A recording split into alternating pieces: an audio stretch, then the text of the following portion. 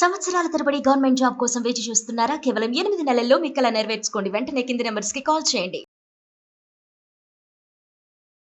పాకిస్తాన్ పాలిట కాలరాత్రి, భారతదేశానికి శివరాత్రి ఎవరు ఊహించని విధంగా. ఎందుకంటే దేశవ్యాప్తంగా మాక్ డ్రిల్స్ జరుగుతాయనేటువంటి ప్రకటన చేయడం 7వ తేదీన కీలకమైనటువంటి 244 ప్రాంతాలకు సంబంధించినటువంటి లిస్టు ఆయా రాష్ట్రాలకి కేంద్ర ప్రభుత్వం అలర్ట్ ఇచ్చినటువంటి నేపథ్యంలో 7 తర్వాత లేదా 9 తర్వాత ఏదైనా అటాక్స్ జరగవచ్చు అనేటువంటి అంచనాలు ఉన్నాయి. ఎవరు ఊహించని విధంగా భారత్ సర్జికల్ స్ట్రైక్స్ తరహాలోనే మిసైల్ స్ట్రైక్స్ని ఈసారి ప్రయోగించింది. పాకిస్తాన్లో 9 ప్రాంతాలపైన ఫోకస్ చేసి అక్కడ ఉన్నటువంటి టార్గెట్స్ని నేలమట్టం చేసింది. అసలు ఈ 9 ప్రాంతాలని ఎంచుకోవడానికి కారణం ఏంటి? అంతర్జాతీయంగా ఏ సమస్యలు రావనేటువంటి ధీమాతో భారత ప్రభుత్వం తొలిసారిగా సాయిల్ టు సాయిల్ అంటే surface to surface missile attacks చేసిందనేటువంటి మాట చెబుతున్నారు. అధికారికంగా దాడులకు సంబంధించినటువంటి ధృవీకరణని చేసినప్పటికీ కేంద్ర ప్రభుత్వం చేసింది, రక్షణ శాఖ చేసింది, అలానే మిలిటరీ ఆఫీసర్స్ కూడా కొద్దిసేపట్లోనే దీనిపైన క్లియర్ కట్ ఎనాలిసిస్ రిపోర్ట్ ప్రజల ముందర ఉంచబోతున్నారు.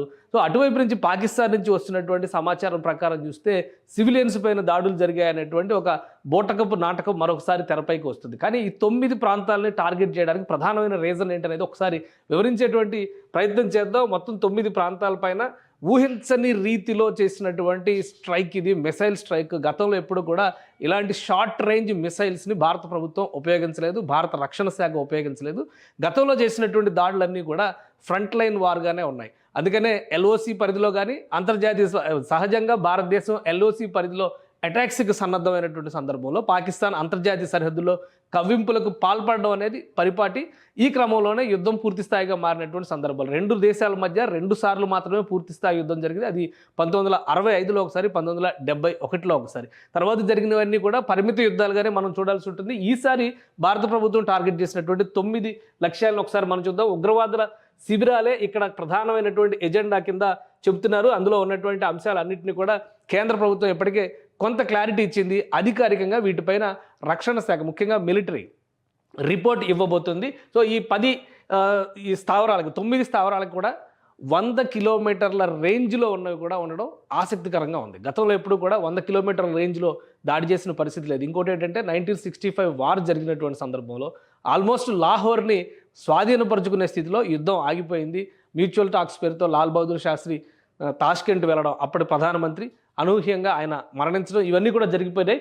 ఇప్పుడు ఏకంగా 100 కిలోమీటర్ల అవతల వైపు ఉన్నటువంటి లక్ష్యాలని కేవలం పాక్ ఆక్రమిత కాశ్మీర్లో మాత్రమే కాదు, పాకిస్తాన్లో ఉన్నటువంటి లక్ష్యాలను కూడా సైన్యం ఛేదించింది. అది ఎలా ఒకసారి విశ్లేషిద్దాం. ఇది అంతర్జాతీయ సరిహద్దుకి 100 కిలోమీటర్ల లోపు ఉన్నటువంటి స్థావరాలన్నింటినీ కూడా భారత్ టార్గెట్ చేసింది. ఈ 100 కిలోమీటర్ల లోపు ఉన్నటువంటి స్థావరంలో ప్రధానమైనటువంటిది బహావల్పూర్. ఈ బహావల్పూర్లో జైషే మహమ్మద్ ప్రధాన కార్యాలయం ఉంది. ఒక మాస్క్ అంటే ఒక మినీ సిటీని అక్కడ జైషే మహమ్మద్ చీఫ్ మసూద్ అజర్ రన్ చేస్తున్నారనేటువంటి సమాచారం చాలా కాలంగా ఉంది.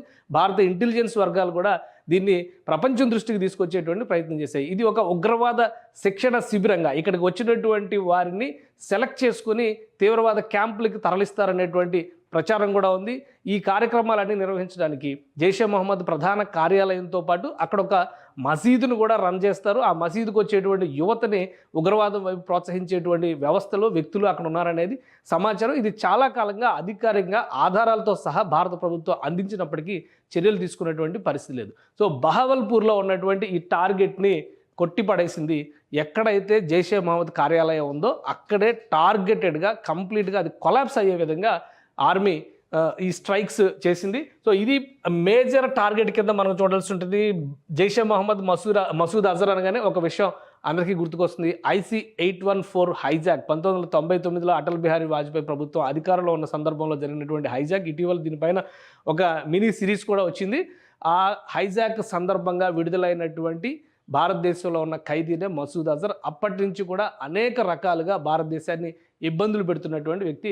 ఇప్పుడు అతని స్థితిగతి ఏంటి? ఒకవేళ అదే స్థావరంలో కనుక ఉంటే నేలమట్టమైనటువంటి శిథిలాల కింద అతని శరీరం దొరుకుతుందా అనేటువంటి అంశం పైన కూడా ఆసక్తి నెలకొని ఉంది. సో 100 కిలోమీటర్ల రేంజ్లో ఇది ఒక కీలకమైనటువంటి అనుకుంటే మిగతా అన్నీ కూడా కాశ్మీర్లో ఆక్రమిత కాశ్మీర్లో ఉన్నటువంటి ప్రాంతాలు ఎల్ఓసికి సమీపంగా ఉన్నటువంటి ప్రాంతాలు. అందులో మురిట్కే ఒకటి, సాంబా ఎదురుగా ఉన్న సరిహద్దు ఇది 30 కిలోమీటర్ల దూరంలో ఉంటుంది. ఇక్కడ లష్కరే తోయిబా క్యాంపులు నిర్వహిస్తుంది. లష్కరే తోయిబాతో పాటు అనేక సంస్థలు, హిజ్బుల్ ముజాహిద్దీన్ లాంటి సంస్థలు, ఇటువంటివన్నీ కూడా ఈ ప్రాంతాల్లో రకరకాల క్యాంపులు నిర్వహిస్తూ ఉంటే ఒక్కదానికి ఒక పేరు ఉంది. సో ఇక్కడ మురుట్కే సాంబా దగ్గర నిర్వహించేటువంటి క్యాంపులు చూస్తే కనుక ఇది లష్కరే నిర్వహించేటువంటి క్యాంపు సరిహద్దు కేవలం 30 కిలోమీటర్ల దూరంలో ఉంటుంది. పూర్తిగా నేలమట్టమైనట్టుగా సమాచారం ఉంది. ఇక నియంత్రణ రేఖ దగ్గర పూంచ్ సెక్టార్, ఇవన్నీ కూడా కాశ్మీర్, జమ్మూ కాశ్మీర్లో ఉన్నటువంటి ప్రాంతాలు. దానికి ఎంత సమీపంలో, ఎంత డిస్టెన్స్లో ఉన్నాయనేటువంటి డేటా వచ్చింది మనకి. సో 35 కిలోమీటర్ల డిస్టెన్స్లో ఉంది గుల్పూర్. ఇక్కడ కూడా ఒక ఉగ్రవాద శిక్షణ శిబిరం నడుస్తుంది. సో దీనిపైన కూడా అటాక్ జరిగింది. ఈ అటాక్ తర్వాత ఈ శిబిరాలన్నీ కూడా నేలమట్టమైన. ఇక పాక్ ఆక్రమిత కాశ్మీర్లో ఉన్నటువంటి తంగ్తర్ సెక్టార్ లోపల, అంటే ఇది ఆక్రమిత కాశ్మీర్లో ఉన్నటువంటి తంగ్తర్ సెక్టార్ 30 కిలోమీటర్ల పరిధిలో వస్తుంది. సవాయ్ అనేటువంటి ప్రాంతంలో లష్కరే క్యాంపు నిర్వహిస్తుంది. ప్రధానంగా చూస్తే లష్కరే క్యాంపులు, హిజ్బుల్ ముజాహిద్దీన్కి సంబంధించినటువంటి క్యాంపులు, జైషే మహమ్మద్కి సంబంధించినటువంటి క్యాంపులే ఎక్కువగా ఉన్నాయి. వీళ్ళు రకరకాల మారుపేర్లతో, ఇప్పుడు లష్కరే తోయిబాకి సంబంధించి మొన్నే ఉగ్రదాడి జరిగినటువంటి సందర్భంలో పెహల్గాం దాడికి సంబంధించి ఒక ప్రకటన కూడా వచ్చింది. మనకు అందరికీ తెలిసినటువంటి ప్రకటన. అది ఫ్రంట్ లైన్ ఆర్గనైజేషన్గా పనిచేస్తూ అక్కడ జమ్మూ కాశ్మీర్లో పోరాటం చేస్తున్నటువంటి స్వాతంత్ర సమరయోధులుగా చిత్రీకరించేటువంటి ప్రయత్నం జరుగుతుంది. సో అదే తరహాలో మిగతా ప్రాంతాల్లో ఉన్నటువంటివన్నీ కూడా. ఇంకా జేఎం లాంచ్ ప్యాడ్, ఇది బిలాల్ క్యాంప్ అని చెప్పని, ఇది కూడా ఉగ్రవాద శిబిరాన్ని నిర్వహిస్తారు. జేఎం లాంచ్ ప్యాడ్ అనేటువంటి దగ్గర ఒక చిన్న స్థాయి క్షిపణి వ్యవస్థ కూడా ఉంది అనేది సమాచారం ఉంది. గతంలో కూడా దీనిపైన అటాక్స్ జరిగినాయి. కార్గిల్ యుద్ధ సమయంలో కూడా ఇక్కడ ఫోకస్ చేసింది భారత సైన్యం. సో అలానే రాజౌరి సెక్టార్కి ఇదే ప్రాంతంలో ఉన్నటువంటి క్యాంపు ప్రాంతానికి పరిసర ప్రాంతాల్లో ఉగ్రవాదులు, శిక్షణ పొందేటువంటి ఉగ్రవాదులు నివసించేందుకు అవకాశం ఉండే విధంగా కొన్ని క్యాంపులను తయారు చేశారు. వాటన్నిటిని కూడా ధ్వంసం చేసింది. ఇవి రాజౌరి సెక్టార్కి ఎదురుగా ఉన్నాయి, 15 కిలోమీటర్ల దూరంలో వస్తాయి. ఇవి జేఎం లాంచ్ ప్యాడ్ పరిధిలోకి వచ్చేటువంటి ప్రాంతాలే. వీటన్నిటిని కూడా ధ్వంసం చేసింది. మొత్తం 9 టార్గెట్లు భారత ఆర్మీ టార్గెట్ చేసింది. కాబట్టి ఈ రాజౌరి ఇవన్నీ కూడా జమ్మూ కాశ్మీర్లో ఉన్నటువంటి ప్రాంతాలు. నియంత్రణ రేఖకు 10 కిలోమీటర్ల పరిధిలో ఉన్న బర్నాలా క్యాంపు, ఇది కూడా రాజౌరి పరిధిలో ఉండేటువంటి క్యాంప్. ఇది ఇక్కడ కూడా అటాక్స్ జరిగినాయి. సాంబా కతువా ఎదురుగా ఉన్న అంతర్జాతీయ సరిహద్దుకి 8 కిలోమీటర్ల దూరంలో ఉన్నటువంటి సర్జిల్ క్యాంపు. ఈ సర్జిల్ క్యాంపు ఇది జేఎంకి సంబంధించి, జైషే మొహమ్మద్కి సంబంధించినటువంటి క్యాంపు. ఎక్కడైతే బహవల్పూర్లో ఎంపిక చేసినటువంటి తీవ్రవాదుల్ని, ఈ మధ్య తీవ్రవాదులు ఇంకొక కొత్త స్ట్రాటజీ ఉపయోగించారు. పాకిస్తాన్లో విద్యాభ్యాసం కోసం వస్తున్నట్టుగా కొంతమందిని ఎంపిక చేసుకోవడం, వాళ్ళని తీసుకురావడం, వాళ్ళని తీసుకొచ్చిన తర్వాత ఈ తీవ్రవాద క్యాంపులకు తరలించి అక్కడ శిక్షణ ఇచ్చేటువంటి ప్రణాళికని అమలు చేస్తున్నారు. సో వీటిని అమలు చేసేటువంటి వ్యవస్థల మొత్తాన్ని కూడా కూకటి వేళతో పెకలించేటువంటి ప్రయత్నం భారత ఆర్మీ చేసింది. ఇది జైషే మహమ్మద్కి సంబంధించినటువంటి క్యాంప్ ఇది. అలానే అంతర్జాతీయ సరిహద్దుకు 15 కిలోమీటర్ల దూరంలో ఉన్నటువంటి సియాల్కోట్ సమీపంలో ఉన్న హెచ్ఎం శిక్షణా శిబిరం, ఇది మెహమూనా క్యాంప్ అంటారు. ఇక్కడ కూడా వందల మంది సైన్యంలో, ఆర్మీని ధ్వంసం చేసి, అంటే ఈ వందల మంది తీవ్రవాదులను తయారు చేయడం, భారత ఆర్మీని ఇబ్బందులు పాలు చేయడం, ఇవి అంతర్జాతీయ సరిహద్దు సమీపంలో ఉన్నటువంటి ప్రాంతాలు. ఇవి ఒకవైపు పాక్ ఆక్రమిత కాశ్మీరు, మరొక వైపు పాకిస్తాన్ భూభాగంలో ఉన్నటువంటి ప్రదేశాలు. ఈ రెండిటిని కూడా ఈసారి టార్గెట్ చేసింది. గతంలో ఎప్పుడు భారత ఆర్మీ టార్గెట్ చేసినప్పటికీ కూడా కేవలం పాక్ ఆక్రమిత కాశ్మీర్లో ఉన్నటువంటి శిబిరాలపైనే దాడులు జరిగినటువంటి సందర్భాలు ఉన్నాయి. కానీ మొదటిసారిగా పాకిస్తాన్ భూభాగంలోకి స్ట్రైక్స్ జరగడం అనేది ఆసక్తికరమైనటువంటి అంశం. ఇంకోటి, ఇప్పటివరకు వస్తున్నటువంటి సమాచారం ప్రకారం తెలుస్తుంది ఏంటంటే, ఇవన్నీ కూడా సర్ఫేస్ టు సర్ఫేస్ మిసైల్స్ని ప్రయోగించడం ద్వారా చేసినటువంటి విధ్వంసం. ఈ విధ్వంసకాండలో దాదాపు 100 మందికి పైగా చనిపోయి ఉంటారని చెప్పిన అంచనాలు వేస్తున్నారు.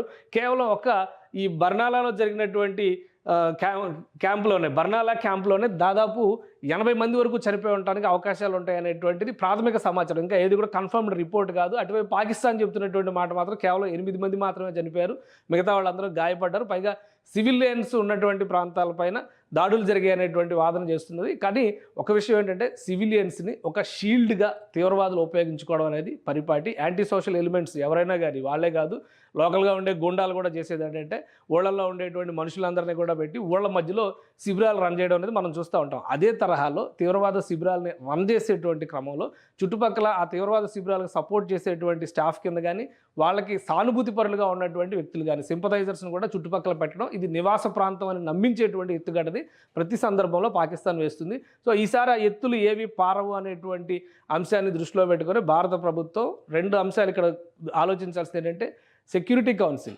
యుఎన్ సెక్యూరిటీ కౌన్సిల్లో కేటగారికల్గా సీమాంతర ఉగ్రవాదం పైన భారత ప్రభుత్వం చేసినటువంటి ప్రకటన, దానికి సభ్య దేశాలు ఇచ్చినటువంటి మద్దతు, దీన్ని దృష్టిలో ఉంచుకొని అంతర్జాతీయంగా తీవ్రవాదాన్ని పాకిస్తాన్ పెంచి పోషిస్తోందనేటువంటి వాదనని క్లియర్గా తెరపైకి తీసుకొచ్చింది భారత ప్రభుత్వం.